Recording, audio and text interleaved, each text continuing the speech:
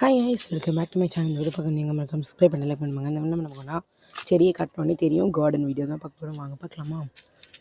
First இந்த செடியில் பூ வந்துச்சு, மிளகா இருக்கான்னு தெரியும். இதுவும் வந்திருக்கான் பாருங்கள், மிளகா இருக்குது கைஸ். நம்மளோட ஓனியன் நல்லா வளரட்டும், நன்காக வளருது. மணத்தக்காளியில் இப்போ தான் பூவே வைக்குது பாருங்க. தக்காளி செடின்னு ஒன்று வளர்ந்துச்சு, எங்கே போச்சு? இங்கே பாருங்கள், இங்கே ஒரு தக்காளி செடி வளரட்டும், தக்காளி வரட்டும். நம்ம இன்றைக்கி மிளகா தான் வந்துட்டு எடுக்க வந்திருக்கோம். அவங்க எடுக்கலாம். பாருங்கள் எவ்வளோ ஷைனிங்காக இருக்குன்னு.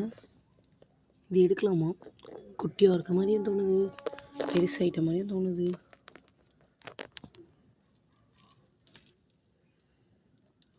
இது குட்டியாக தான் இருக்குது, நல்லா ஷைனிங்காகவே இருக்குது கைஸ்.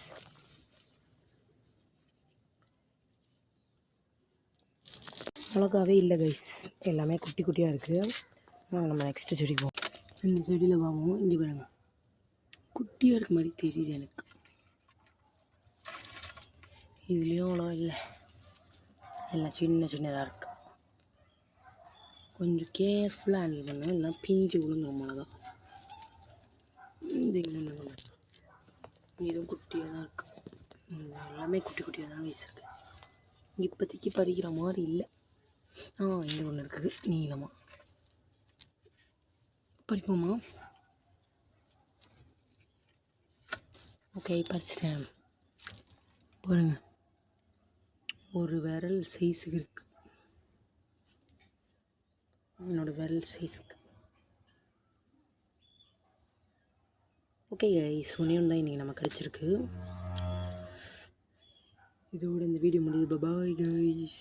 அப்படியே மணத்தக்காளி லைட்டை வந்துட்டு ட்ரிம் பண்ணி விட்டுட்டு போயிடலாம். அப்போ தான் இன்னும் நல்லா வளரும்.